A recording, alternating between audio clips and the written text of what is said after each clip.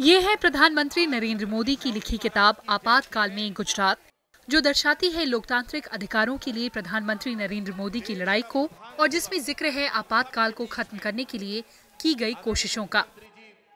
प्रधानमंत्री की इस किताब में बताया गया है कि 1975 में लगी इमरजेंसी के दौरान लोगों की व्यक्तिगत आजादी को किस तरह छीन लिया गया और आंतरिक सुरक्षा के नाम पर कैसे राजनीतिक विरोधियों को निशाना बनाया गया।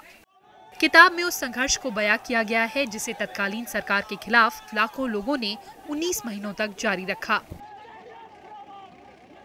What makes this book unique is that it is the first book written by a foot soldier in his early 20s, and that foot soldier is none other than the Honorable Prime Minister Narendra Modi.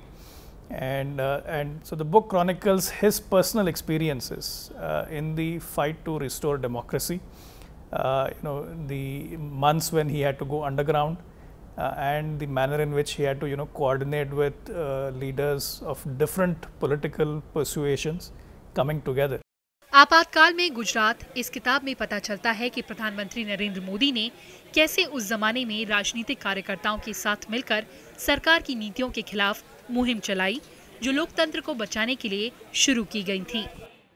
Very interesting is this anecdote where Mr. Modi goes to greet a leader from the socialist movement on New Year, and he says, Happy New Year, and the leader is a little taken aback that, how come someone with a Hindutva background, cultural nationalism background is greeting him New Year, and Mr. Modi there, in his reaction, in his response to that, brings out a liberal side of him which very few of us associate because of this persona, this perception that has been created. वैचारिक मतभेदों के चलते जो राजनीतिक दल, संस्थाएं या व्यक्ति एक दूसरे को देखना भी नहीं पसंद करते थे, वो भी राष्ट्रहित के चलते करीब आ गए। सभी लोगों ने जात धर्म को भूलकर एक ही मकसद के लिए काम किया और वो था लोकतांत्रिक व्यवस्था को कायम रखना।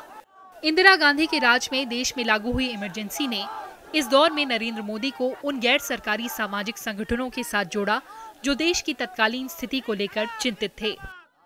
नरेंद्र मोदी जी जब आरएसएस का काम वहाँ पर देख रहे थे तो उनको एक जिम्मेदारी सौंपी गई।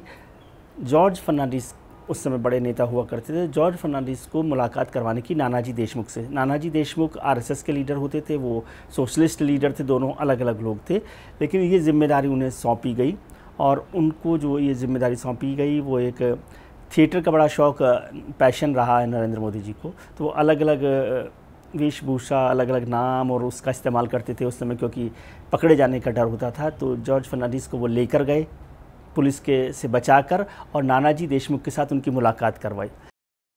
देश में 1975 में 25 जून की मध्यरात्रि से लगा आपातकाल 21 मार्च 1977 को वापस लिया गया। इस दौरान प्रधानमंत्री के पास निरंकुश शक्तियां आ गई और देश में चुनाव भी निलंबित रहे। आपातकाल के दौरान लोगों के अधिकारों को भी सीमित कर दिया गया और अभिव्यक्ति की आजादी पर रोक लगा दी गई। कृति मिश्रा, राज्यसभा टीवी।